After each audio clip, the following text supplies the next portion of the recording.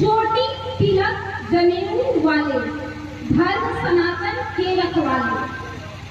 चोटी तिलक जनेऊ वाले, धर्म सनातन के रखवाले। वेद पुराणों को पढ़ते हैं, समय पुकारे को लड़ते हैं। हम अबोध को शिक्षा देते, घर घर से हम भिक्षा लेते।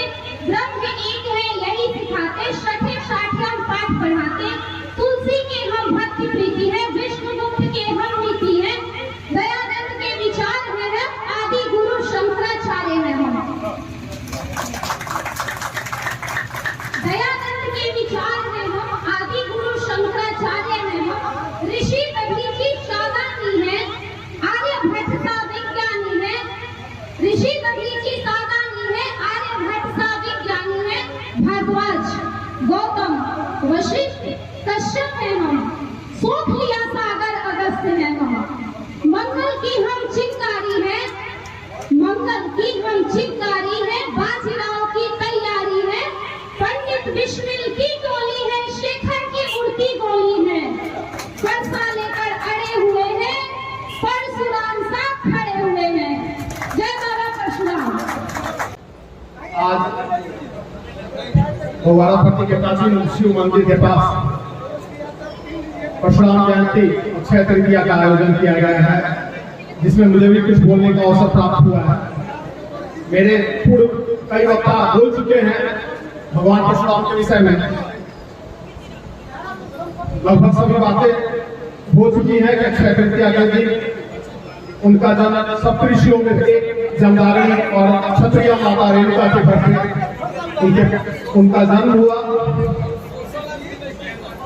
वंश के अतिताई राजा सहस्त्रबाहु के अतिताई के कारण उनकी एक गाय थी सुरभि, जिसको उनके पिता की हत्या करके उस सुरभि को प्राप्त करना चाहता था और उनके पिता को 21 टुकड़ों में काटा, जिसकी वजह से 21 घाव को लेकर उन्होंने प्रण लिया कि मैं इसके 100 घावों को काटूंगा और 21 बार इस क्षत्रिय का, इस राजा का सर्वनाश करूंगा। बहुत बातें क्लियर हो गई है, बोलना मुझे इस विषय में बहुत कुछ नहीं है। कहना बस यही था कि सिर्फ परशुराम सिर्फ हमारे देवता नहीं, जब छठे अवतार हैं तो पूरे लोक के देवता हैं। प्रॉब्लम है श्रेष्ठता की, जातियों की श्रेष्ठता की लड़ाई चल रही है। हम श्रेष्ठ को हम श्रेष्ठ, कोई किस धर्म को मानता है, किस जाति को मानता है, किस समाज को मानता है, इससे किसी को दिक्कत नहीं है। दिक्कत यह है कि कौन सा धर्म अपने को, कौन सा जाति अपने को श्रेष्ठ मानने की कोशिश करवाता है या बलपूर्वक मनवा रहा है कि मैं श्रेष्ठ हूं, मुझे मानो। समाज में सबसे बड़ी दिक्कत यहीं से शुरू हुई है।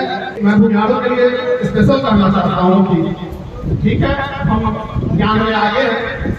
लोग कहते हैं कि बुद्धिजीवी वर्ग है, लेकिन हमारी बुद्धिजीवी ठगने तक हो गई है।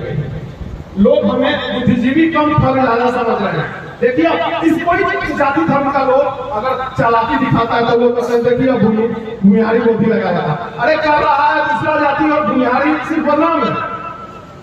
तो इस ठग वाली छवि से बाहर निकलने की जरूरत है, इस चालाकी वाली छवि से बाहर निकलने की जरूरत है और समाज में अर्पण करने वाली स्थिति में बननी जरूरी है।